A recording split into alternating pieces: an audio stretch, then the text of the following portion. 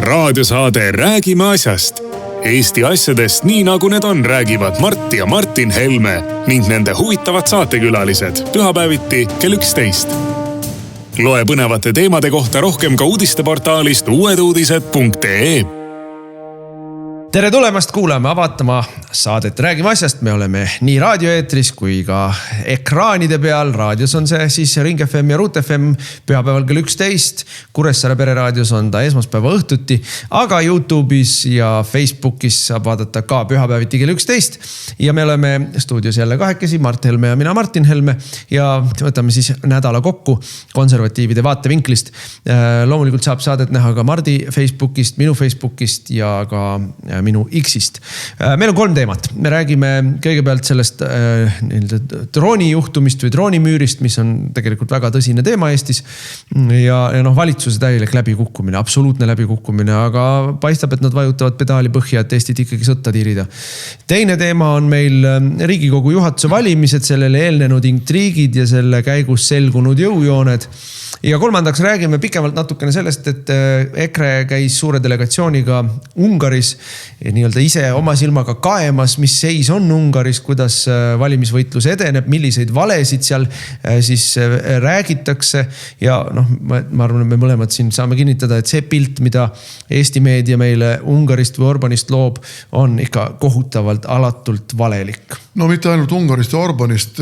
Reedel ilmus Delfis absoluutne ikka käpikust imetud laimulugu, kuidas Martin Helme ja EKRE poevad Putini vasallide ees. Me nägime neid Putini vasalle. Sina oled neid muidugi korduvalt näinud ka teistes kohtumisvormides, kõige sellest nii-öelda tsepakis. Aga need on kõik inimesed, kes on oma riikide patrioodid, kes ei ole globalistid, kes ei ole Euroopa Komisjoni Kaja Kallaste ja Ursula von der Leyeni sellised marionetikesed nöörist tõmmata ja sõnad suhu panna, nii nagu me Eesti valitsuses ja Eesti poliitikas üldiselt näeme.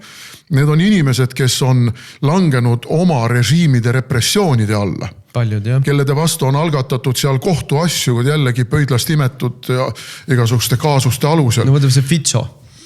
Nüüd Slovakkia peaministri Fico vastu tema oma prokuratuur ja tema oma süvariik on algatanud nüüd uurimise riigi reetmise paragrahvide alusel. Sest ta ei toeta Ukrainat. Jah.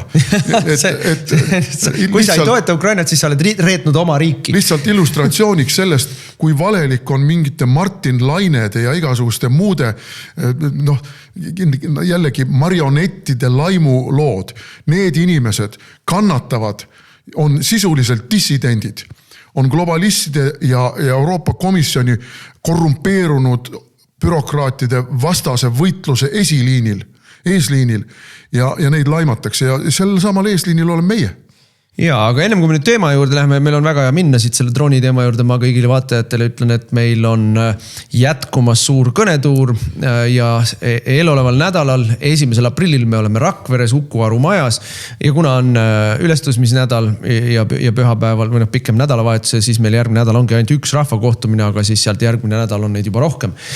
Aga see sama Martin Lainede ja laim ja see represseerimine on väga selgelt haakub selle režiimi käitumisega, mis meil täna on väga hirmutavalt meie silme all rullub lahti seoses selle Auvere drooni juhtumiga.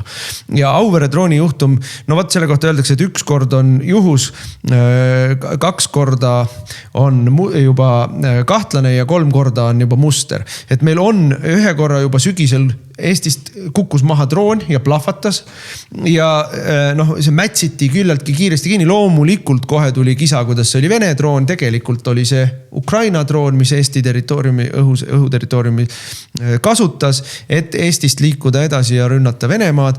Ja loomulikult kargavad välja kõik need Slava Ukrainatajad, kes karjuvad, mis sul viga on, sulle ei meeldi, kui Venemaad rünnatakse või ei, mul ei ole Venemaa ründamisega probleemi, aga meie selles osaleda ei tohi, sest et sellisel juhul meie oleme astunud sõtta Venemaaga ja hakkame saama Venemaalt pommirünnakuid. Ja see on nüüd veel rohkem tõenäoliseks muutunud, kui ta oli eelmisel suvel või sügisel. Mina lugesin Vene meediast ikkagi ülimalt mürgist mürgist artiklit, kus täiesti ühemõtteliselt öeldi, et kui Eesti jätkab samasuguse poliitikaga, et tema territooriumilt tulistatakse Venemaa teatud rajatiste pihta droone või isegi kui ta lubab oma õhuruumi kasutada nende droonide läbilennuks, siis on ainult aja küsimus, millal Venemaa käsitleb Eestit temaga sõjas oleva riigina ja annab Eesti militaar- ja valitsusobjektide pihta oma vastulöögi. Nii et me mängime tulega ja me nägime kolmapäeval, kui me küsimuse esitasime vastava Michalile infotunnis, et see inimene absoluutselt ei tunneta oma vastutust rahva ja riigi tuleviku ees. Absoluutselt ei tunneta oma vastutust meie kõikide elude eest. Ja küsimus ei ole ju selles, et kas tsiviilobjektid saavad surma, ja küll. Riigikogu maja lastakse õhku.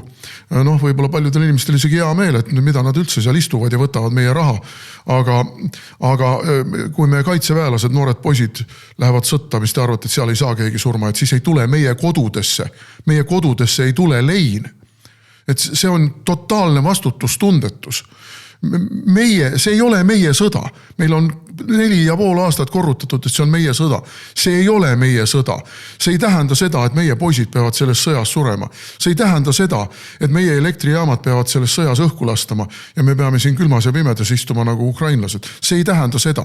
See tähendab seda, et me abistame Ukrainat, oleme abistanud nii, et Eestist on saanud Euroopa üks kõige vaesemaid riike.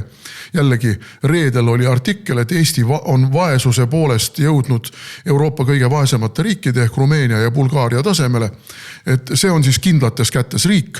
See on siis väike, aga armas majanduskasv, millega kiitles siin Michal 6 aega tagasi. Et see on totaalne vastutustundetus riigi, rahva ja kõige sellega kaasneva suhtes. Aga mina, ennem kui me läheme neid nagu võimalikke edasisi stsenaariumeid vaatama, mida minu meelest tuleb nagu kainelt hinnata, siis mina nagu astuks sammu tagasi ja küsiks, et valimistel lubas Reformierakond kindlates kätes Eesti, lubas paremini kaitstud Eesti, lubas vehkis sinimustvalgaga jälle, valimiste ajal vehkis ju Kaja Kallase reklaamid olid sinimustvalgaga, muul ajal on kogu aeg neil Ukraina lipp, aga valimiste ajal nüüd jälle on võetud Eesti lipp ka leitud ülesse. Et taovad vastu rinda, kuidas me kaitsekulud on rekord suured, 2,5 miljardit läheb aastas, 5,4% SKP-st, NATO kõige tublim rahakulutaja riik. Ja ma küsin Michalilt Riigikogu infotunnis, et me oleme nüüd 4 aastat ja selles sõjas, see sõda on käinud 4 aastat on meile räägitud, kuidas me kulutame raha ja me ehitame oma riigikaitset ja meil ei ole idapiiril, Narva piiril, ei ole seirevõimekust, ei ole tõrjevõimekust, ei ole isegi elanikkonna teavitamisvõimekust, see ka jälle kukkus läbi. Ehk siis täielik bardakk, absoluutne kaitsetus. Et kui võib veel öelda, et näe, koruste seal Elva lähedal, ei tea, kust tuli, ju ta merelt tuli, et tuli lääne poolt või kuskilt mere pealt. Aga Narva piir, kui Eesti kõige tähtsam taristuobjekt ehk meid põhimõtteliselt igapäevaselt suuremat osat Eestit elektriga varustav elektrijaam ei ole kaitstud droonirünnaku vastu. Siis mis meil üldse kaitstud on? Mida me üldse seirame? Mida me üldse näeme? Kuhu see 2,5 miljardit igal aastal, viimastel aastatel üle 2 miljardi läinud? Kuhu see kaob? Et Michal ka ütles, et ei, me oleme ostnud droonitõrje ja ma tean, et on ostetud. Meil on ju kaitseliitlased ja ohvitserid ja erakonnas, kes on nendega õppusi pidanud, nende droonitõrje radaritega ja droonitõrje relvadega. Kus need on? Miks need Narva piiril ei ole? Ja siis räägitakse, kuidas me 26. 27. aastal saame endale selle ja teise. Vabandust, 4 aastat on sõda käinud. Sügisel, septembris kukkus see koruste asi alla või oli augusti lõpp. Et mida te vahepeal teinud olete? Droonimüürist rääkinud. Nüüd ütlevad, ei, droonimüüri ei ole ja ei tule, seda ei ole võimalik teha. Ja mida veel öeldakse, mis on minu meelest kõige rohkem teeb nagu muret, et ega neid asju hakkab veel juhtuma. Mis see tähendab? Minu meelest, see, mis sa ka ütlesid, et see ei olnud tegelikult Vene droon. See oli loomulikult, tuleb eeldada, et see oli Ukraina droon. Ja nüüd on küsimused, mis on vajavad vastused. Koruste puhul me küsisime nii kaitseministrilt kui peaministrilt, kas Eesti lubas vaikivalt või kuidagi poolametlikult oma territooriumit, oma õhuruumi kasutada rünnakuteks üle piiri Venemaa vastu. Peaminister kinnitab, ei ole lubanud. No aga sellisel juhul on loogiline vastus ju see, et Eesti lihtsalt ei kontrolli oma õhuruumi. Ja ukrainlased teevad siin, mis tahavad ja käivadki meie õhuruumist pommitamas Venemaad. Ja loomulikult venelased ütlevad selle peale, et te kas kontrollite oma õhuruumi ja ei luba seda kasutada meie vastasteks rünnakuteks või me teeme Eestile seda, mida Iisrael teeb Liibanonile. Liibanonis on Hezbollah, eks ole, Iraani terroriorganisatsioon, Liibanoni valitsus sellest üle ei käi. Iisrael pommitab Liibanoni need tükid taga. Ja siin on muidugi väga tõsine küsimus selles mõttes, et kui riik ütleb, et tema ei ole kasutada andnud oma territooriumi naaberriigi ründamiseks, siis järelikult on ainult üks järeldus võimalik. Ta ei ole võimeline kontrollima seda, et keegi teine tema õhuruumi kasutab naaberriigi ründamiseks. Ja sellisel juhul tekib naaberriigil küsimus, aga kas see on üldse suveräänne riik, mis suudab oma territooriumil toimuvat kontrollida või on see mingisugune pseudoriiklik moodustis, mille üle mina enda julgeoleku tagamiseks pean kehtestama kontrolli. Et need ei ole nalja küsimused. Need on rahvusvahelise õiguse seisukohast täiesti õigustatud küsimused. Lätlased kutsusid välja, või tegite marši venelastele, Vene saatkonnale, vist suursaadikut seal ei ole, aga ma ütleksin, et aga millal me teeme marši ukrainlastele? Et kuulge, lõpetage ära. Me ei ole andnud teile oma territooriumit kasutada. Väidetavalt ei ole andnud. Aga siis tuleb see demarš teha. Ja muidugi, ma ütleksin niimoodi, et kas kõik need inimesed, kes hommikukohvi jõid ja oma lastega hommikuputru või hommikuhelbeid sõid ennem kooli ja tööle minekut ja said teate, et on õhurünnaku oht, varjuge. Ja nii inimesed olid täiesti paanikas. Inimesed olid arusaadavalt täiesti paanikas. Meid on sõjaga hirmutatud 4 aastat. Et kas neil ikka oli kõigil meeles karjuda Slava Ukraina ja kas nad ikka mõtlesid nii, nagu meie siseminister Klaabu arvab, et ilus oli vaadata, kuidas Vene see sadam põleb. Aga siis on ka ilus vaadata, kui meie elektrijaam põleb või meie mõni kool saab drooniga pihta ja meie, ma ei tea, mõni elumaja saab pihta, et kas siis on ka ilus vaadata või kas inimesed üldse mõtlevad, kuhu me oleme tüürime. Ja minu meelest mitte.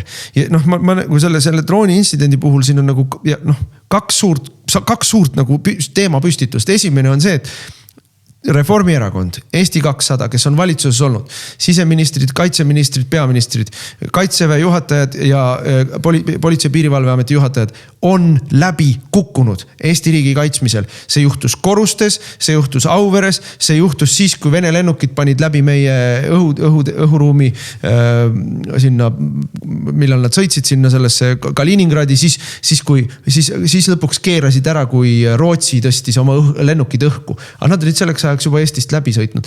Et mingit kindlast kätes Eestit ei ole, mingit kaitstud Eestit ei ole, mingit NATO vihmavarju ei ole. Michal jälle ütles, et NATO lennukid tõusid õhku. Aga kas nad suutsid Auvere Korstent kaitsta? Ei suutnud ju. Ja teine suur küsimus on see, et kui niisugust mängu mängitakse, kui seda mängivad ukrainlased ilma meie loata või kui seda mängivad Eesti valitsus nii-öelda lolli mängides ja lubavad tegelikult venelased vaatavad selle pilguga, mis meil vahet on. Eestist pommitatakse meilt, me pommitame vastu. Et see on reaalne võimalus, mis meid ähvardab praegu. Ja sellises olukorras lihtsalt lolli juttu ajada nagu meile Pevkur ja Michal ajasid, see valitsus tuleb maha võtta. Ja meenutame siin, kui see lennuki intsident oli, kui lennuk sõitis läbi meie õhuruumi, mis oli pool aastat tagasi kuskil, missugune tohutu aplaava siis tõmmati üles NATO artikkel 4 ÜRO-sse, näidati mingisuguseid õhu ja õhupiiride ja ma ei tea, mis piiride kaarte veel ja Tsahkna keksles jalalt jalale ja oi, missugune tohutu kisa. Aga nüüd objekt Eesti territooriumil sai pihta. Ei midagi, ei mingeid konsultatsioone, ei paragrahv 4 alusel, ei mingit kisa, et kui nüüd tuleb algatada paragrahv 5 kollektiivne kaitse, mitte midagi. Mina teen sellest deduktiivset meetodit kasutades ainult ühe järelduse. Kõik see, mis siin on toimunud, nii korustega kui ka praegu selle Auvere drooniga, on meie valitsuse ja meie kaitsejõudude juhtide teadmisel ja loa andmisel toimunud. Me olemegi andnud oma territooriumi Venemaa vastaste sõjaliste operatsioonide läbiviimiseks. Ma ei taha kasutada sõna agressioon, sest see kõlab nagu Venemaad õigustavalt ja minul ei ole probleeme, et Ust-Luga naftaterminaalid põlevad. Mul ei ole tõesti probleeme. Isegi mul ei ole probleeme seoses sellega, et selle tulemuseks võib olla mingi ajutine, ma ei tea, kütusehinna tõusmine. Sest et me kõik teame, mis riik on Venemaa. Meil ei ole mingeid illusioone selle riigi ja selle režiimi suhtes. Aga seda enam me peame aru saama sellest, et see riik mingil hetkel, kui toimub mingi murdepunkt, ei löö risti ette, et anda hävitav löök Eesti objektide pihta. No Michal ütles mulle selle peale, et miks ma alandan või mis see sõna oli, halvustan Eesti kaitseväge ja kaitseväelasi. Ei, ma ei halvusta Eesti kaitseväge ja kaitseväelasi. Ma küsiks, milline kaitsevõime meil on üldse. Mul ei ole midagi halvustada. Meil lendas üle Vene Narva piiri, lendas droon, mis pommitas meie kõige olulisemat energiataristut. Ja me ei olnud võimelised mitte midagi tegema. Valitsuse kommunikatsioon pärast seda on, et kui te näete veel, siis helistage Päästeametisse. See on meie kaitsevõime selle Auvere juhtumi peal. Mul ei ole midagi halvustada, mida ei ole olemas. Et lõpetage ära. See on nüüd siis see jutt põlvili surumisest ja Venemaa tükeldamisest ja tuleb droon, mis pommitab meie elektrijaama, millest põhimõtteliselt kogu Eesti püsti seisab. Siis ütleb valitsus, et helistage Päästeametisse. Mis kaitsevõimet ma siin kritiseerida saan? See on süüdimatu mula lihtsalt. Ja mina küll ei taha, et Eesti sõtta satub. Ja kõigile neile inimestele, kes ütlevad, no kuule, kurat, Martin, paras vankadele, paras sai, tibla peabki pihta saama. Rääkige nüüd nende inimestega, kes Peipsi ääres said häirehoiatuse, kes Jõhvis said häirehoiatuse, kes mõni inimene kogemata sai ka Tallinnas häirehoiatuse ja küsige, kas esimene mõte, mis neil pähe tuli, oli see, et paras vankadele või? Et nii peabki või? Et kuidas see põlvili surumine edeneb? Et see on ju süüdimatu, deliirne jutt. Ja see on täielikult kokku varisenud, kogu see kindlates kätes, kogu see paremini hoitud, kõik on kokku varisenud.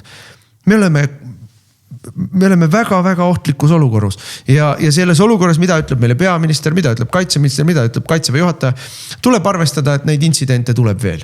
Mis tähendab seda, et ongi antud luba meie territooriumi kasutamiseks. Aga kujutage nüüd ette, et Venemaa oma ähvarduse teoks teeb ja annabki eelkõige militaarobjektidele. Kujutame ette, et Tapa saab mingisuguse raketilöögi, pühitakse maa pealt minema, kasarmud, pühitakse minema kõik need laskemoona täislaod. Himarsid ja kõud ja mis me kõik siin oleme kokku pannud. Saab tabamuse Kuperjanov Võrus. Ma küsin teie käest, lugupeetud vanemad, kes te võib-olla praegu karjute Slava Ukraini. Kas siis, kui lein tuleb teie koju, kui teie poeg, teie abikaasa, selle ärplemise tulemusena laibakotis või isegi tükkideks rebituna. Laipa isegi ei leita võib-olla. See lein tuleb teie koju. Kas te siis karjute ka Slava Ukraini ja lähme Venemaad tükeldama? Mõelge ka natukene. Sõda ei ole nalja asi. Mõelge selle peale, mida ameeriklased teevad praegu Iraanis. Karistamatult, sest õhutõrjet seal ei ole. Karistamatult ründavad ja tuhanded inimesed on juba surma saanud. Ja meil ei ole ka õhutõrjet. Meie tegime 20. aastal ettepaneku Eestile hankida õhutõrje, keskmaa õhutõrje. Ja selle peale ütles meile tollane kaitseväe juhataja Herem, temal ei ole seda vaja. Ja meil ei ole, nagu me näeme, kuigi meil on väidetavalt ostetud ja kasutuses, meil ei ole ka lähimaa õhutõrjet, meil ei ole ka drooni õhutõrjet. Või kui ta on, siis teda ei kasutata. On ladudes. Mida ütles jälle kaitseväe juhataja Merilo? Et Vene piiri ääres me ei tahtnud oma relvi kasutada, sest see oleks olnud provokatsioon Venemaa suunas. No kas te täiesti lollakad peast või? Lollakad peast. Oma taristu objekti me ei kaitse, sellepärast, et see oleks Venemaa suhtes ähvardav, aga me laseme oma territooriumilt Venemaad pommitamas käia. See ei ole Venemaa suhtes provokatiivne. Kas te olete lollakad peast. No kuule, vaata neile inimestele näkku. No ma olen nii kaua olnud nüüd siin Riigikogus 3. koosseis hakkab lõppema varsti. Nii suurt hulka ajupestud ja rumalaid inimesi. Kui ma näen praegu meie ministeeriumites, kui ma näen praegu Riigikogus, kui ma näen praegu valitsuses, no jumal hoidku, võta see sama Jorg Haadner, kes siis kui see põllumeeste aktsioon siin oli ülimalt uhke, et tema on traktori roolis istunud. Jumal, see on ju imbetsillik, see on ju lapsik, selline inimene juhib riiki, selline inimene juhib ministeeriumi. Võta Pevkur, kes oli kaameli seljas, tuli koju, eks ole, piltlikult öeldes sealt, et teda ei võeta tõsiselt, nii palju ei võtta, ameeriklased ei võta nii palju tõsiselt meie kaitseministrit, et anda talle eelhoiatus, et nad alustavad sõda Iraanis, aga meie kaitseminister ei olegi tõsiselt võetav, sest et kogu see info, mis talle väidetavalt tuleb küll liitlastelt ja küll enda luurelt, ei pane teda kukalt kratsima, et kas ma ikka lähen veebruari lõpus lähisitta sinna Pärsia lahe äärde puhkusereisile, kuigi ma tean, et seal on kõigi aegade kõige suurem vägede kontsentratsioon ja iga päev võib sõda puhkeda. Et no kas selline inimene Eesti kaitsmisega saab hakkama, ta ei saa oma enda pere kaitsmisega hakkama. See ei ole ju tõsiselt võetavad, need ei ole tõsiselt võetavad inimesed ja nad mängivad tulega, et Eestit sõtta viia Venemaaga. Ja nüüd me kõik näeme, nii selgelt kui üldse näha saab, et meil ei ole võimekust ennast kaitsta. Hoolimata sellest, et 2,6 miljardit uputatakse igal aastal. See on ju varastamiseks. See oli just äsja. Michal kolmapäeval luges meile ette ju, mida kõike Eesti on nüüd hankimas või on juba hankinud. Ja järgmine päev, 4. päev ilmus Postimehes ühe kaitseliitlase ja ma ei tea, mis ametitest ta veel on seal, artikkel, kus ta luges üles kõik need valed ja pettused, mis selle riigikaitsega seoses on. Kuidas on välja kuulutatud hanked, mis on liiva jooksnud. On välja kuulutatud, et me oleme sõlminud küll Lõuna-Koreaga, küll veel kellegaga mingisugused lepingud, aga lepingud tegelikult ei ole rakendunud, sest et seal on mingid lisatingimused. Tegelikult on see kõik bluff. Meil ei ole mitte midagi. See bluff paljastati ju Auvere Korstna juures. See bluff paljastus, et kui seal korustes võis veel lolli mängida, et oi ei teagi, mis juhtus. Auvere puhul me kõik saame aru, mis juhtus. See bluff paljastus ja midagi paremaks ei lähe. Nii et selles mõttes minu meelest tuleb ikkagi väga selgelt ütelda, et mitte mingil juhul ei tohi Eesti lubada Ukrainal kasutada meie territooriumit Venemaa ründamiseks, sest et see teeb tõepoolest meid osaliseks selles sõjas ja toob kaasa Venemaa raketi ja droonirünnakud meie inimeste, meie objektide vastu ja sellel on traagilised tagajärjed ja see ei tähenda, et me ei toetaks Ukrainat. Aga ukrainlastele tuleb öelda, et teie siin oma droone lennutate, siis me laseme need alla. Ma ei tea, kas me oleme võimelised või mitte võimelised, sest mul on tunne, et praegu tehti valik mitte lasta neid alla. Sest nii-öelda omad. No küllap me oleme võimelised võib-olla, siin teadjad inimesed ütlevad, et me näeme ikkagi Venemaa sügavusse kuskil 200 kilomeetri ulatuses oma radaritega. Et küllap me midagi oleksime võimelised maha võtma, aga kujutame ette, kui ikkagi tulevad 100 droonid. Või 1000 nagu. Ühes laines, et lained tulevad niimoodi, et kõigepealt tuleb sul 100 drooni ühe lainena ja siis tuleb, kui me oleme oma õhutõrjed kõik tühjaks teinud, siis tuleb 10-15 minuti pärast järgmised 100 drooni ja need murravad juba läbi, sellepärast, et mahavõtmise võimekust enam ei ole. Ja siis tulevad veel 3. lainena mingisugune 20 raketti, et mida ei suudeta üldse enam, aga raketid on ikka tõeliselt võimsad. Õudselt suured augud ja... Et mõtleme nüüd ikka kõik allikesed järele, ärme laseme pimestada ennast mingisugusest irratsionaalsest vene vihast. Me kõik, veel kord kordan, me kõik teame, mis riigiga meil on tegemist. Selle riigi suhtes ei saa olla mingeid illusioone. Meil on ajalooline kogemus, 1000 aastane ajalooline kogemus selle seltskonnaga seal. Aga see ei tähenda seda, et me vabatahtlikult ronime tapalavale. No tulge mõistusele, vabatahtlikult ei ole mõtet tapalavale ronida. Raadiosaade Räägime asjast. Jätkame saadet, saate nimi on Räägime asjast ja Mart Helme ja mina Martin Helme teemegi seda saadet. Meil oli eelmine nädal selline poliitiline elevuse moment Riigikogus, mis väljaspool Riigikogu seinasid ei tekita kellelegi elevust. Et see oli Riigikogu juhatuse valimine. Riigikogu juhatus on 3-liikmeline ja valitakse iga aasta uuesti, ütleme siis alates, kui valimised on välja kuulutatud, Riigikogu kokku tuleb esimene asi, mis ta teeb, ta valib endale juhatuse, Riigikogu spiikri ja aseesimehed.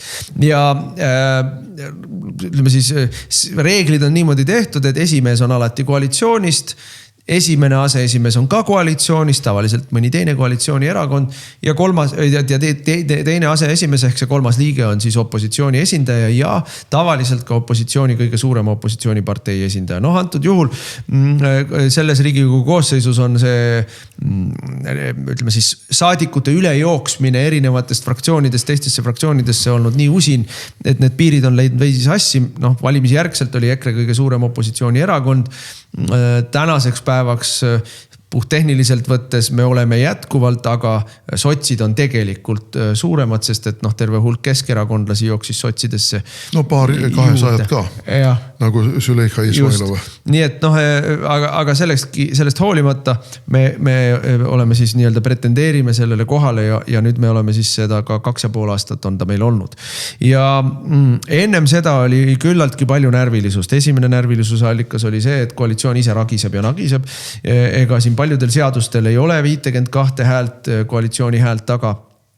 Ja opositsioonil oli mängulusti kui palju, et kui nüüd, ja kuna see on salajane hääletus ka veel kõigel lisaks, et kui nüüd ikkagi mõni koalitsioonisaadik kas poolt vahetab salaja või ei tule kohale või rikub sedelit, et siis võib isegi juhtuda, et Riigikogu esimeheks saab opositsiooni esindaja. Ja siis juba on meil valitsuse kriis ja siis meil on juba võib-olla erakorralised valimised ja seda poliitilist tantsu ja tralli siis. Lõppkokkuvõttes valimistulemus oli selline, et väga sirget joont mööda, väga hästi pidas koalitsiooni hääletusdistsipliin. Ehkki, ma siia juurde mainin, et 52 häält Hussar sai, aga meie arvame siin majas, et vähemalt 1, aga võib-olla 2 häält sai Hussar akna alt ja võib vähemalt 1, aga võib-olla 2 häält koalitsioonist rikkus sedeli ära, sest rikutud sedeleid oli palju. Ja aseesimeste valimistel täpselt samamoodi hääletusdistsipliin pidas, Toomas Kivimägi sai isegi rohkem hääli kui Hussar, ta sai ilmselt akna alt palju hääli juurde või mitmeid hääli juurde. Ja kui esimehe valimised käivad niimoodi, et on ükskõik kui palju kandidaate on, enim hääli saanud saab esimeheks ja plaks kogu lugu. Ja Hussar sai rohkem hääli ja Riina Sikkut sotsidest pandi üles ja tema sai 41 häält. Siis aseesimeste valimised käivad niimoodi, et 2 enim hääli saanud lähevad Riigikogu juhatusse, rohkem hääli saanu ehk siis see koalitsiooni oma saab esimeseks aseesimeheks ja vähem hääli saanu ehk siis see opositsiooni oma saab teiseks aseesimeheks ja meil on olnud siin ju selles koosseisus korduvalt, et kandidaate pannakse rohkem kui 2 tükki ülesse ja siis see kolmandaks jäänu ei saa midagi. Aga sai Arvo Aller pandi opositsiooni poolt üles ja sai põhimõtteliselt sama palju hääli kui Sikkut. Vahe lihtsalt on selles, et Aller sai valituks, sest teisele kohale tulemine andis ameti, aga Sikkut ei saanud valituks, sest teisele kohale tulemine ei andnud ametit ja esimehe ametit. Nii et see, aga mis muidugi oli lõbus on muidugi, võib-olla ei ole õige sõna, aga et kuni viimase hetkeni siis Keskerakond ja Isamaa, kuidas me siis ütleme, hoidsid kõigil põnevust, et keda nad siis toetavad ja keda nad ei toeta. Hoidsid võimalust meile nuga selga lüüa, ütleme ikka ausalt välja. Ütleme ausalt välja, hoidsid võimalust lahti meile nuga selga lüüa. Ja nende mängurikkuse ära täielikult meie antipood, meie kõige suurem antipood, Sotsiaaldemokraatlik erakond. Jah, sest kuna sotsid on proovinud ise saada seda aseesimehe kohta kätte, aga nad vajavad kedagi teist veel opositsioonist endale appi. Ja eelmisel aastal, siis aasta tagasi sotsid proovisid, aga neil ei tulnud hääli välja, et meie Isamaa ja Kesk olime nii-öelda ühel pool ja kuigi siis läks ka päris palju hääli jalutama sellest, tegelikult fraktsioonide suurus oleks eeldanud, et Arvo saab rohkem hääli, aga Arvo sai siiski tuli teiseks ja sotside kandidaat kolmandaks ja ei saanud. Sotsid seda mängu seekord ei mänginud, Isamaa ka seda mängu seekord ei mänginud, tuletan meelde, Isamaa mängis esimesel korral, kui üldse seda juhatust valiti, seda mängu ta pani Jüri Ratase ja tookord Jüri Ratas oli siis veel Keskerakonnast, eks ole, ja Isamaa toetas teda, nii et nad kahe peale kokku siis tegid meile kui kõige suuremale opositsioonierakonnale ära. Aga seekord ka seda mängu ei mängitud. Nii et seda tuleb öelda, et kuna meil sotsidega olid kokkulepped tehtud ja kuna meil tegelikult ka Keskerakonnaga olid kokkulepped tehtud, siis eraldi võetuna keegi ei saanud seda enam murda, et me teiseks tuleks ja lõppkokkuvõttes siis nagu kõik niimoodi leppisid ja niimoodi ka kokku leppisid ja niimoodi need kokkulepped pidasid. Nii et ma positiivse spinina ütleks, et opositsioon oli võimeline koos tegema ja ka kokkulepped pidasid. Aga ega see, ütleme siis niimoodi, et poliitikas on väga lihtne reegel. Kokkulepped peavad siis, kui sul on jõuõlg. Kui sul jõuõlga ei ole, siis ilusate silmade eest ei pea ükski kokkulepe. Ja see jõuõlg oli antud juhul väga lihtne, et teisi variante ei olnud. Et me oleksime võitnud igal juhul, me oleksime need hääled kokku saanud igal juhul, kui me juba tagame selle, et piisav hulk teiste fraktsioonide esindajaid toetavad Arvot. Ja selle me suutsime kokku leppida, ülejäänutel siis ei olnud enam mingisugust mängulusti võimalik tekitada. No ja küsida võib, et miks siis sotsid esitasid Sikkuti Riigikogu esimehe kandidaadiks. No nad olid eelnevalt ilmselt maad kuulanud ja eelkõige maad kuulanud Eesti 200 saadikute hulgas ja seal on ikkagi sellist masendust ja tuleviku hirmu väga palju ja ju siis oli mingisugune väike lootus, et võib-olla midagi pudeneb ära tulevikulubaduste raames, et sotsid ütlevad, et ma ei hakka nimesid nimetama mingitele tegelastele, et aga ärge toetage Hussarit ja me vastutasuks räägime teiega läbi järgmistel Riigikogu valimistel kandideerimise positsioonid, et te saaksite uuesti Riigikokku tagasi, nüüd juba sotside nimekirjas, sest et te ju saate aru, et Eesti 200 nimekirjas Kristina Kallas võib teile rääkida siin ja Margus Tsahkna võivad teile rääkida mida iganes, et Eesti 200 läheb valimistele, Eesti 200 teeb tugeva tulemuse, et tegelikult ju mingit tulemust ei tee. Et aga me pakume teile praegu võimalust, aga võimaluse hinnaks on see, et te reedate oma praeguse Riigikogu esimehe. Aga ju siis ikkagi ehku peale ei tahetud minna või nii kindlaid lubadusi ei oldud välja käidud, et see, et hoiame ikka 10 kuud veel oma positsioone, et meie ministrikesed seal ja meie ise siin ja et ei tuleks erakorralisi ja ei tuleks üldse mingisuguseid koduseid segadusi, et siis läheme kindla peale välja ja toetame Hussarit ja hoiame seda valitsust püsti iga hinna eest, loomulikult oma tagumiku küljest välja kasvanud küntega tooli küljes hoidmise tagamõttega. No ma ütleks niimoodi, et ennem Riigikogu juhatuse valimisi oli siin ikkagi ka arutelu või mõtteid vahetati, et kui Riigikogu juhatuse valimised lähevad lappama ehk teisisõnu, kui Hussar ei saa Riigikogu esimeheks, siis tulevad erakorralised valimised, sest et see eeldab, sest et mehaanika on natuke keerulisem kui lihtsalt, et kõik on üksteise peale vihased, sest et see tõepoolest oleks eeldanud seda, et mingi hulk täna koalitsioonis olevaid saadikuid on ära sõlminud kokkulepped mingite täna opositsioonis olevate erakondadega, mis on nende jaoks piisavalt usutavad, et nad jätkavad järgmises Riigikogu koosseisus. Ja kui me nüüd mõtleme, ütleme, Eesti 200 on 1% partei, eks ole, Reformierakond oma 38 fraktsiooni pealt tänase päeva seisuga saab 12 kohta järgmises Riigikogu koosseisus, eks ole. Et kuhu sul minna on, sul on minna kas sotsidesse, mis kasvatab natuke võib-olla oma koosseisu, mitte palju, nii palju kindlasti mitte, kui nad ise loodavad. Aga need 2 kohta, kes saavad pakkumisi teha, on loomulikult Isamaa ja Keskerakond, et mõlemad oluliselt kasvatavad oma tänase päeva seisuga, kasvatavad oma koosseisu või ütleme Riigikogu kohtade arvu järgmises koosseisus ja ei pea isegi minema esimese nii-öelda ringkonna esinumbri kohta püüdma. Võid endale isegi kaubelda mõnes soodsamas ringkonnas teise või isegi kolmanda koha ja loota sealt sisse saada. Noh, ütleme teoreetiliselt, kui üks erakond võtab 25 kohta järgmises Riigikogus, siis on peaaegu igast ringkonnast saad 2 kohta kätte, pluss kompensatsiooni mandaadid, seal mingi 3-4 kohta kätte, pluss mõnest ringkonnast võtad isegi 3 kohta. Et need on, teoreetiliselt.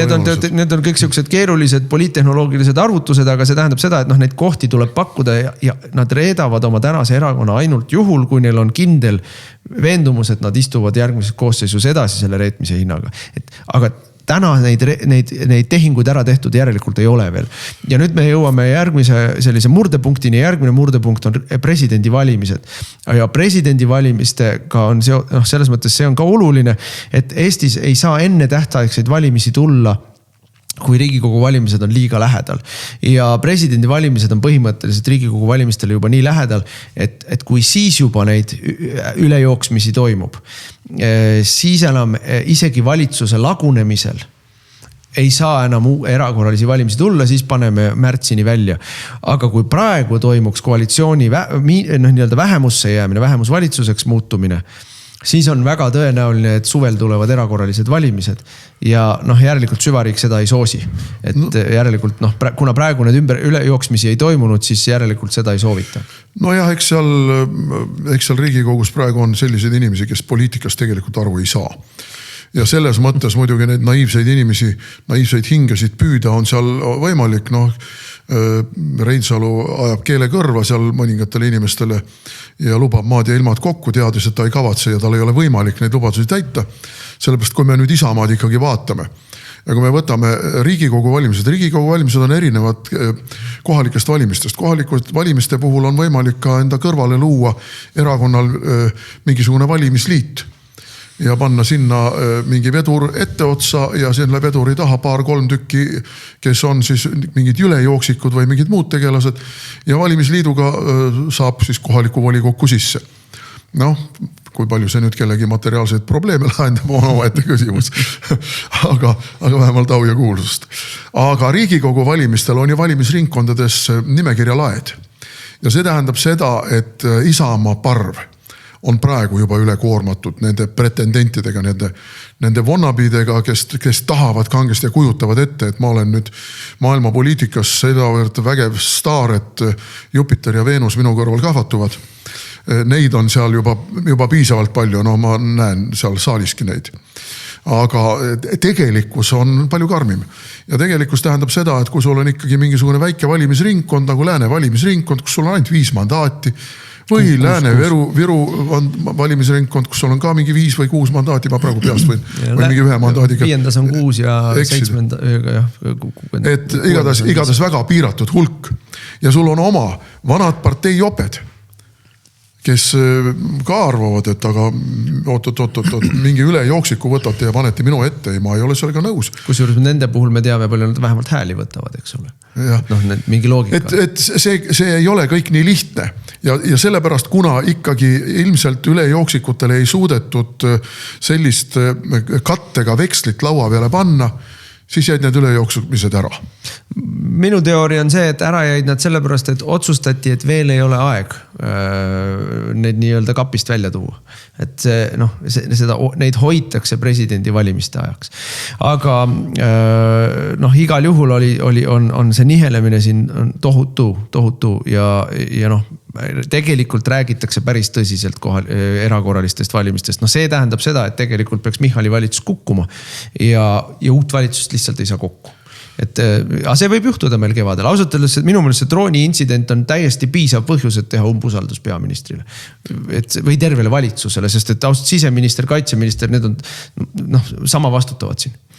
Ja, ma tean, et Riigikogus on erakondi, kellede juhtpoliitikud väga tõsiselt ka praegu neid plaane peavad ja on ju ka meiega natukene sel teemal räägitud ja me oleme valmis. See, et see valitsus, see sõda Eesti õuele kutsuv valitsus jätkab, see on kõige hullem variant. Raadiosaade Räägime asjast. Jätkame saadet, räägime asjast, on saate nimi Mart Helme ja Martin Helme ja nüüd me räägime hõimuvelledest. Hõimuvelled ungarlased, seal oli nüüd 2 suurt üritust oli Ungaris, kõigepealt CEPAC Ungari, kus ma olen 4 aastat järjest käinud, see on siis see suur ülemaailmne ja seal on eelkõige siis Ameerikast alguse saanud siis Conservative Political Action, mis ta oli Action Club või midagi taost, ja, et konservatiivse poliitilise aktsiooni organisatsioon. Ja 70-ndatest juba Ameerikas üks selliseid kaalukamaid ja vanemaid toob üle maailma kokku siis konservatiive ja seal siis vahetatakse mõtteid, vahetatakse kontakte, edendatakse seda võrgustikku ja see on väga tähtis, sellepärast et vasakpoolsed on seda teinud palju usinamalt, mis on ka üks põhjus, miks nad on meist paremas positsioonis nii mõnelgi pool.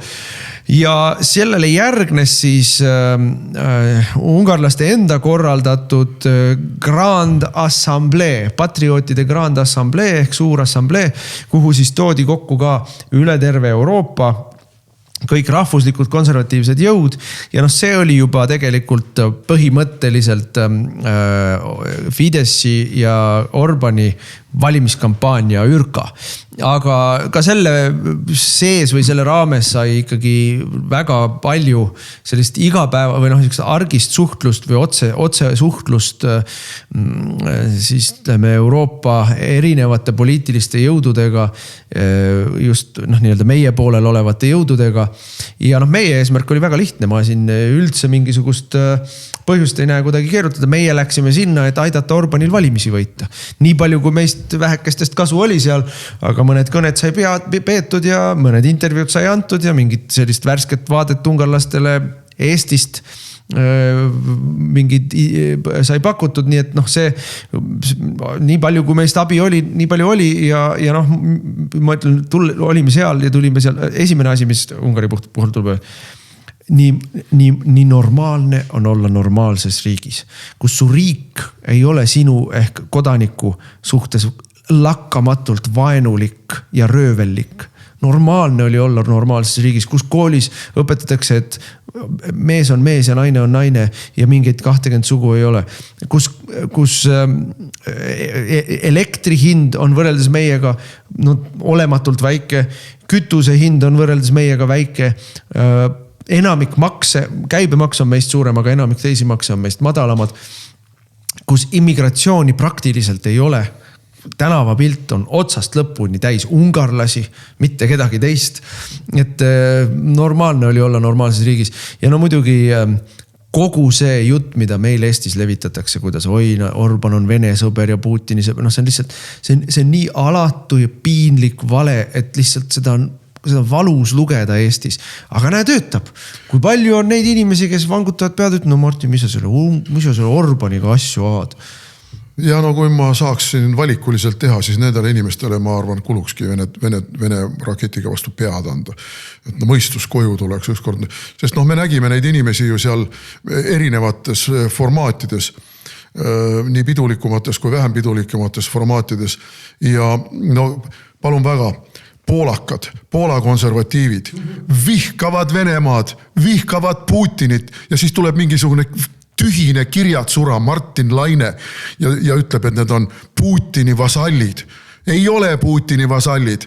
Ei ole ükski nendest Putini vasall. Nad kõik on oma riigi patrioodid, suveräänistid. Ja suveräänsuse teema oli kõikides kõnedes, kõikide kohtumiste üks põhiteema. Istusime Ungari parlamendis, seal oli suur paneeldiskussioon. Kõik rääkisid suveräänsusest, kõik rääkisid sellest, kuidas Euroopa Komisjon ajab oma globalistlikku poliitikat ja järjest tungib täiesti illegitiimselt liikmesriikide seadusandlusesse ja liikmesriikidelt kaaperdab ära kõike seda, mis aluslepingute kohaselt on nende suveräänsuse kindlustamise tugisambad. Sellest rääkisid kõik üle Euroopa. Ja siis tuleks meile rääkima mingit Putini vasalli juttu. Ausalt öeldes Vene raketiga sul vastu pead. Ei, aga ma räägin, võib-olla Eesti vaataja jälle ei tea, mis siis selle družba asjaga toimub. Družba ehk siis sõpruse torujuhe ehitatud siis, kui kõik olid Varssavi lepingu organisatsioonis, kui sisuliselt Ungari oli samuti nii-öelda Nõukogude Liidu mõjusfääris. Ja see on ainus tegelik energiakanal Ungaris, sest Ungari on ju ilma merepiirita riik. Ta ei saa LNG gaasi kuskilt saada. Tema kogu energia tuleb kusagilt torust mõne teise riigi käest. Enne kui Slovakkia täpselt samuti. Ja need riiki on seal mitu, eks ole, Tšehhil on sama keeruline seis umbes.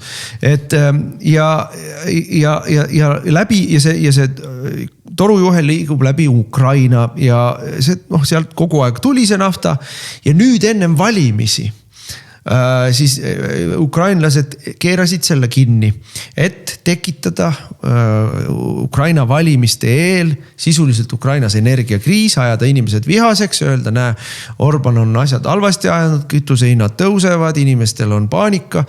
Ja meelega tegid, see on tõestatud asi siin, Delfi artiklid, faktikontrollid võivad rääkida, mis tahavad, aga see on tõestatud asi.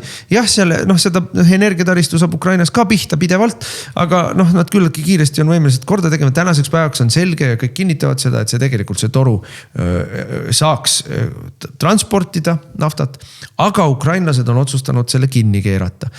Ja selle siis nii-öelda survemeetodina, et nad selle avaks uuesti. Ukrainlased ütlevad, see on poliitiline valik meil.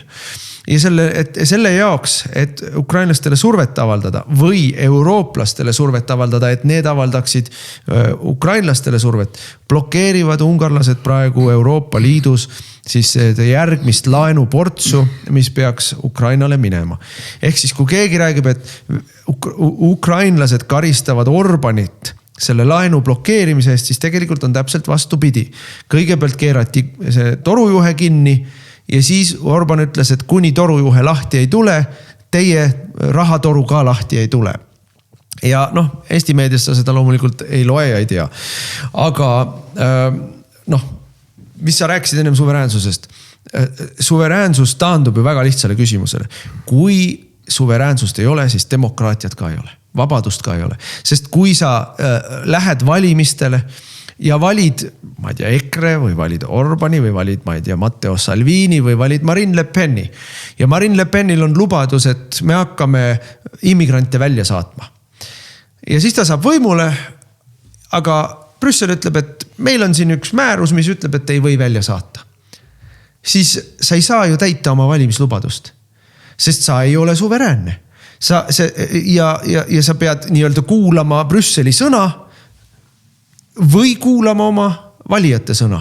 Aga kui sa kuulad oma valijate sõna, siis Brüssel tuleb sulle kirve, kangi ja leegi heitjaga kallale, keerab kinni rahad, nii nagu Ungaril on keeratud, nii nagu Poolal keerati konservatiivse valitsemise ajal, keerab kinni su energiataristu tarned, nii nagu praegu Ungarile tehakse ja ütleb, et senikaua, kuni te ei täida meie käsku, senikaua kannatate. Ja siis sa ei ole ju suveräänne, siis rahvas ei ole ju kõrgema võimu kandja, kui rahvas annab valimistel poliitikutele korralduse, mandaadi, langetage makse, saatke immigrandid välja, lõpetage rohepööre ära, aga Brüssel ütleb, ei saa, meie ei luba, siis sa ei ole suveräänne. Ja see ongi see suveräänsuse põhiiva. No vaat ja sellest seal väga palju ka räägiti ja muidugi meil on ju jälle täielikult demoniseeritud Orban. Aga kõikides kõnedes, kõikides diskussioonides inimesed kordasid üle. Orban on tegelikult see kalju, mille vastu on praegu sõitnud enda põhja auklikuks Euroopa Komisjon ja on oma suveräänsuse kaaperdamise üritustega madalikul kinni. Ja see madalik ja kalju on Viktor Orban ja tema Ungari. Ja kui me nüüd võrdleme Eestit, meie laseme püksid maha ilma käsuta. Ilma käsuta, seebitame sisse ka, et need homod saaksid korralikult oma asjad ära ajada meiega. Et see, mis Eesti valitsus endast kujutab. See on võõrvõim on, puhas võõrvõim. Puhas võõrvõim, mida nad esindavad siin väikeste kohalike ametnikena. Ja loomulikult nad vihkavad neid, kes ei tee nii nagu nemad. Ja nii lihtne see ongi. Ja Orban ei ole mingisugune Putini vasall. Ei no kuule, mina olen rääkinud, ma olen Ungaris käinud nii palju juba, et ma ei jõua kokku lugeda, aga ma olen rääkinud paljude ungarlastega, alates presidendiga, ekspresidendiga, peaministriga, teiste ministritega, parlamendi spiikrite aga ka suvalise taksojuhi või baarmeniga. Ja ma ei ole näinud veel Ungaris ainsatki inimest, kes oleks venemeelne. Neil on 56 aasta nii eredalt meeles. Eredamalt, kui meil on küüditamised meeles. Nad igal aastal rahvuslikult tähistavad ülestõusu nõukogude siis okupatsiooni ja repressiooni vastu. See 56. aasta ülestõus oli ju kommunistliku võimu vastane ülestõus, mis üliveriselt maha suruti. Aga neil on ka meeles 44. aasta. Ungari oli ju liidus Saksamaaga ja oli viimane riik, kes Saksamaaga sõja lõpuni välja sõdis. Ehk siis 44. aastal venelased ju põhimõtteliselt pommitasid Budapesti linn oli peaaegu sama kaua nõukogude vägede piiramisrõngas kui Leningrad. Ehk siis nende rahvuslik mälu, ajaline mälu lähiajaloost, sellele mingit venemeelsust, mitte kellegi, mul ei ole õnnestunud näha ainsatki ungarlast, ei noort ega vana, kes oleks venemeelne. Küll aga on nad teatud energiapoliitikas, välispoliitikas, julgeolekupoliitikas meist maad ratsionaalsemad ja pragmaatilisemad. Ja nüüd ma ütleme Eesti konteksti tulles ütleks niimoodi, et normaalsed inimesed ju ei usu, kui Delfi kirjutab midagi EKRE kohta. Ei usu ju, kui Delfi kirjutab midagi, seesama Martin Laine kirjutab midagi, milleks? Miks me peame uskuma, kui Aktuaalne Kaamera kirjutab siin selle Trumpi kohta midagi? Aga miks me usume Delfit või Aktuaalset Kaamerat, kui nad midagi kirjutavad Salvini kohta või Orbani kohta või Le Peni kohta või Hispaania Voxi kohta? Miks me neid usume? Miks me arvame, et nad nende kohta räägivad tõtt, kui nad Eestis kõiki rahvuslasi, kõiki konservatiive, päris konservatiive sõimavad putinistideks ja Kremli käsilasteks jumala rahulikult ilma igasuguse tõestuseta, ilma igasuguse põhjenduseta seda kuidagi näidata ära või argumenteerida, lihtsalt pannakse silt otsa, et me kõik saame aru, et meie kohta valetatakse. Võiks ju siis aru saada ka, et kõigi meie liitlaste kohta valetatakse samamoodi. Põhjendused on ju lihtsalt konstrueeritud ja valelikud. Võtame põhjendused. Peter Siarto, Ungari välisminister, jagas informatsiooni Lavroviga. Ta ise tunnistas seda, meie uudised räägivad, aga nad panevad pealkirja, et tunnistas, et jagas informatsiooni Lavroviga. Aga isegi uudises nii palju ausad nad siiski on. Nad toovad tsitaadi, kus Siarto ütleb, et ma olen rääkinud Lavroviga, aga ma olen rääkinud ka Rubioga, ma olen rääkinud, ta loeb üles kõik, kellega ta on rääkinud. Ma kogu aeg räägin seal nendega. Ma olen välisminister. Kas te saate aru? Minu töö ongi nendega rääkida. Sest erinevalt Kaja Kallasest Rubio ja Lavrov võtavad tema telefoni vastu. Ja võtame nüüd teine süüdistus, et sina oma kasuemaga ehk Monikaga, minu abikaasaga, kes ei ole sinu kasuema, kes ei ole kunagi sinu kasuema olnud. Sa olid täiskasvanud inimene juba, kui mina Monikaga abiellusin. Faktikontrolli ei läbi. Et jälle järjekordne niisugune halvustav, selline põlastav, halvustav toon. Et kohtusid Anna-Paulina Lunaga Ameerika Ühendriikides, kes on tõestatud Vene vasall, Putini vasall. Kuna kohtus Vitkovi selle Dmitri, mis ta on, Dmitrieviga, see Putini erisaadikuga, loomulikult kohtus. Selle Dmitrieviga kohtus Vance, selle Dmitrieviga kohtus Rubio, kohtus Hekset, kaitseminister, kõik on temaga kohtu. Mida see muide näitab? Näitab seda, et Luna on Ameerika kongressis väga erilisel kohal, sest mitte sugugi kõik kongressmänid ei ole Valge Majaga nii heades suhetes, et samatasemelisi kohtumisi saada. Ehk siis teisisõnu, kui minul ja Monikal on Lunaga isiklik hea suhe, siis see tähendab seda, et meil on ka otse kontakt läbi tema administratsiooniga ja loomulikult tuleb see sopaga üle valada. Loomulikult tuleb see sopaga üle valada. Meil nagu inimesed ei saa üldse aru sellest, et maailmas eksisteerib niisugune asi nagu diplomaatia. Ja diplomaatia ei tähenda lollakate loosungite karjumist, mis peavad kõik lõppema Ukraina lipu lehvitamisega. Diplomaatia tähendab seda, et räägitakse kõigiga. Trump kavandab praegu visiiti Hiinasse. Kas Trump on mingisugune käsilane ja vasall või? Lollakad olete. See on diplomaatia. See diplomaatia tähendab seda, et kõiki konfliktseid olukordi püütakse lahendada diplomaatilisel teel. Seda sama püüti ka teha Iraani mulladega, aga ei tulnud välja. Ei tulnud, need olid liiga ja siis tuli mulladele õppetund anda ja praegu mulladega läbirääkimised käivad. Ehkki mullad eitavad seda, aga tegelikult läbirääkimised käivad. Aga tulles korra Ungari juurde tagasi, tõepoolest ma pidasin seal ka kõne, kus ma ütlesin, et Ungari on olnud see saar, vabaduse saar, kus ütleme, vihakõne seadusega ei kiusata taga konservatiive, nii nagu Soomes Päivi Räsänen saigi ülemkohtust süüdimõistva otsuse piibli tsiteerimise eest. Piibli tsiteerimine on selle keelamine ja vihakõneks tembeldamine, need on Euroopa väärtused, pidage meeles. Ja Ungari on olnud nii-öelda see koht, kus parempoolsed rahvuslased, suveräänistid, konservatiivid on saanud koguneda, et organiseeruda, et ka oma riikides oma poliitilist agendat paremini edasi ajada, kus on käinud koolitused, kus me oleme omavahel koordineerinud erinevaid strateegiaid, ilma et me peaksime kartma, et politsei meid kinni võtab. Mina näiteks ei julge minna Suurbritanniasse, seepärast et nad otsivad mul mingi Facebooki postituse üles, kui on must näita ust asja ja panevad mind plate peale seal. See sama Eva Vlardinger-Bruk, kes on hästi kuulus ja tuntud immigratsioonivastane, väga jõuliste sõnumitega immigratsioonivastane. Tal keelati, kes on igal aastal Sepakil ka esinenud, ma tunnen teda kenasti, hästi vapper naine, tema keelati Inglismaal siseneda. Ja seal oli Dave Rubin oli sellel Sepakil, kes on Ameerika konservatiivne selline podcaster ja arvamusliider. Tema ütles, et kui ma Inglismaale lähen, siis ma ei julge postitada sotsiaalmeediasse. Sest ma pean seal alati mõtlema, et äkki mind pannakse kinni. Aga Ungaris saab neid arutelusid pidada, neid seisukohti võtta, neid kõnesid pidada, nii-öelda parimaid praktikaid, mis on õudselt vastik bürokraatlik ütlemine, aga et kuidas on tööle pannud sotsiaalmeedia, kes kuidas töötab meediaga, kes kuidas oma organisatsiooni ehitab. See on olnud see koht, kus me oleme saanud ehitada seda ühisrinnet selle satanistliku pedofiilse globalismi vastu, mis on ju Euroopat hävitab.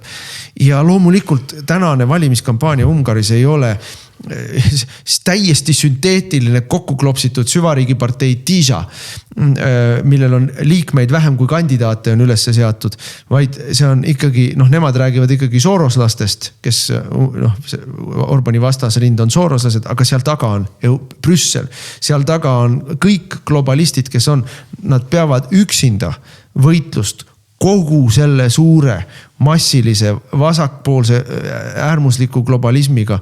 Ja siis meil siin arutatakse, et võib-olla nad ikkagi ei võidagi neid valimisi. See on heroiline võitlus, mida nad seal peavad meie kõigi eest. No ja seda võitlust Eestis peame meie ja ainult meie, ainult EKRE ja perekond, nagu põlastavalt millegi pärast öeldakse, ehk siis Martin Helme, Mart Helme ja teised Helmed, on selle nagu seanina esimesed rüütlid. Nii et me võitleme kõigi teie eest, sõbrad, isegi kui te sellest aru ei saa, et me teie eest võitleme. Teie vabaduse eest võitleme, teie õiguse eest õigesti oma mõtteid mõelda. Mitte nii, et te peate mõtlema ainult teile pähe pandud mõtteid. No vot näe, ja sellega sai saateaeg täis, meil hea meel, et vaatasite, kuulasite jälle nädala pärast. Te kuulasite raadiosaadet Räägime asjast. Saate eest tasus Eesti Konservatiivne Rahvaerakond. Järelkuulamine internetist uueduudised.ee